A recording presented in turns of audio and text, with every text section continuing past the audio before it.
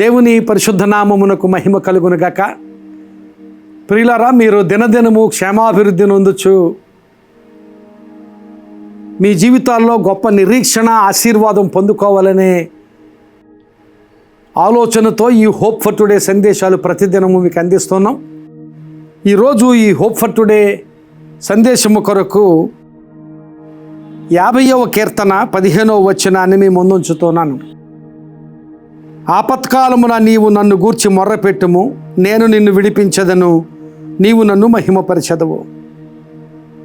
ఆపత్కాలమున నీవు నన్ను గూర్చి మొర్రపెట్టుము, నేను నిన్ను విడిపించదను, నీవు నన్ను మహిమపరచెదవు. ఈ కీర్తనలో ఆ కీర్తనకారుడు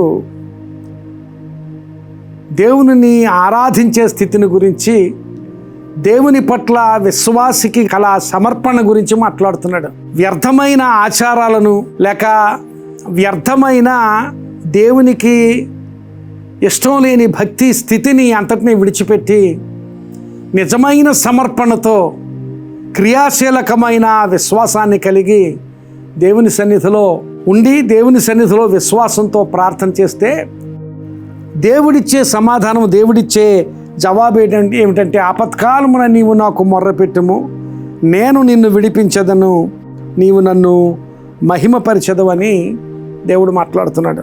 ప్రియులారా, మన దేవుడు మనం మొర్ర పెడితే మన మొర్రను ఆలకించే దేవుడు, మన ప్రార్థన వినే దేవుడు, ప్రార్థనకు జవాబిచ్చే దేవుడు. విననేరక ఉండునట్లు నా చెవులు మందముగా లేవని దేవుడు మాట్లాడతాడు. కనుక దేవుడు ప్రార్థన వినే దేవుడు.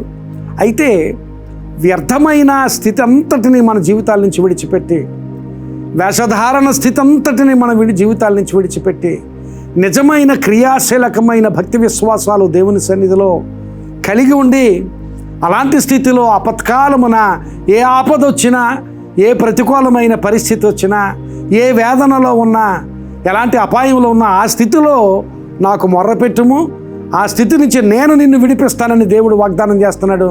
ఆ విడిపించిన తర్వాత నీవు చేయవలసింది ఏమిటంటే దేవునిని నీవు మహిమపరచాలి. 3 విషయాలు మాట్లాడుతున్నాడు. ఆపత్కాలంలో నీవు ఉన్నప్పుడు నువ్వు నాకు మొర్రపెట్టు. ఎలాంటి స్థితిలో మొర్రపెట్టడం అంటే వ్యర్థమైన భక్తి, వ్యర్థమైన ఆచారాలు, వేషధారణతో కూడిన జీవితం కాకుండా క్రియాశీలకమైన నిజమైన భక్తి విశ్వాసాలు కలిగి నీవు ఆపత్కాలమున నాకు మొర్రపెడితే నేను తప్పక నిన్ను విడిపిస్తాను. అది దేవుని వాగ్దానం. వాగ్దానం చేసిన వాడు నమ్మదగిన వాడు గనుక తప్పక ఆపత్కాలమున దేవుడు నిన్ను విడిపిస్తాడు. ఆ విడిపించబడిన స్థితిలో నీవు చేయవలసింది ఏమిటంటే ఆయనను మహిమపరచాలి. అలాంటి స్థితిని గురించి దేవుడు మాట్లాడుతున్నాడు. ఎన్నో సందర్భాల్లో ఆపత్కాలమున మనం ఉన్నప్పుడు దేవుడు మనల్ని విడిపించాడు.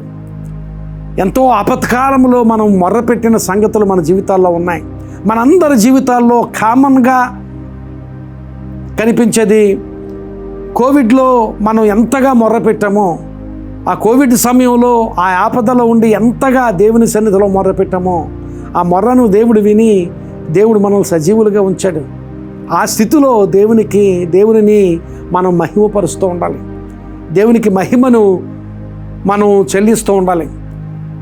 అలాగే మన వ్యక్తిగత జీవితాల్లో కేవలం కోవిడ్ అనేది మాత్రమే కాదు, మన వ్యక్తిగత జీవితాల్లో ఏ ఆపదలో, ఏ విపత్కరమైన పరిస్థితుల్లో మనం మొర్రపెట్టినప్పుడు దేవుడు మనల్ని విడిపించాడో దానిని బట్టి దేవునిని నిరంతరము మనం ఆయన మహింపరుస్తూ ఉండాలి. ప్రియులారా, గమనించాలి, ఆయన ఆపదలో నుంచి విడిపించే దేవుడు అనేది ఆయన లక్షణం. అది కనుక ఆయన ఎప్పుడు మహిమపరుస్తూనే ఉండాలి. ఆయన సహాయం చేసేవాడు, ఆయన మహింపరుస్తూనే ఉండాలి. ఏ ఆపదలో ఉన్న ఈ దినాన్ని దేవుడు మాట్లాడుతున్నాడు. ఆ ఆపదలో క్రియాశీలకమైన విశ్వాసంతో వ్యర్థమైన ఆచారాలు, వ్యర్థమైన భక్తి, వ్యర్థమైన విశ్వాసం, వ్యర్థమైన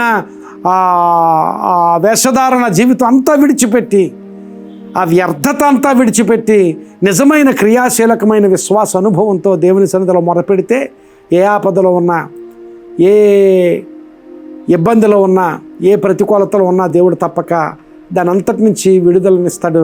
ఆ స్థితిలో దేవునిని మహిమపరిస్తే దేవుడు మహిమ పొందుకుంటాడు. దాని ద్వారా దేవుడు నీకు ఇంకా ఇంకా ఆశీర్వాదం ఇస్తాడు. నిన్ను ఆశీర్వదిస్తాడు, నీ కుటుంబాన్ని ఆశీర్వదిస్తాడు, నీ చుట్టూ ఉన్న వారిని నీ ద్వారా ఆశీర్వదిస్తాడు.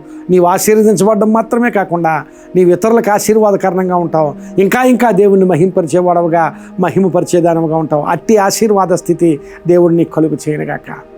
ప్రార్థన చేసుకుందాం. కృపగలిగిన మా ప్రభువా, పరిశుద్ధుడైన మా తండ్రి, ఈరోజు మాతో మాట్లాడినందుకు మీకు స్తోత్రాలు చెల్లిస్తున్నాం. నిజమే ప్రభువా, నిజమైన వేషధారణ లేని భక్తి విశ్వాస జీవితాలు మేము కలిగి ఉండి ఏ ఆపదలో ఏ విపత్కరమైన పరిస్థితుల్లో మేము ఉన్నప్పటికీ నీకు మొర్ర పెడితే ఆపద నుండి ఆ ప్రతికూలత నుంచి మమ్మల్ని విడిపిస్తావునైనా మీకు స్తోత్రాలు చెల్లిస్తున్నాం. ఆ విడుదల పొందుకున్న స్థితిలో నిరంతరము నిన్ను మహింపరిచే వారంగా ఉండగలిగే ఆశీర్వాద స్థితి మాకందరికీ దయచేయమని ప్రార్థన చేస్తున్నాం. ప్రభా, ఈ మాటలు విన్న వారందరూ నీకు మొర్ర పెట్టుకునేవారుగా, ఆపద నుంచి విడుదల పొందుకుని నిన్ను మహింపరిచేవారుగా ఉండగలిగేటట్లుగా నీ కృప దయచేయమని, అట్టి ఆశీర్వాద స్థితి వారికి దయచేసి ఆ స్థితిలో వారిని కొనసాగింపచేయమని ప్రార్థన చేస్తున్నాను. వారి అవసరతల్లోనూ వారి సమస్యల్లోనూ మీ సహాయం దయచేయమని, నీ కృప వారి జీవితాల్లో విస్తరింపచేయమని యేసు నామమున అడుగుచున్నాను తండ్రి. Amen. God bless you, my friend. May this message be a blessing to you.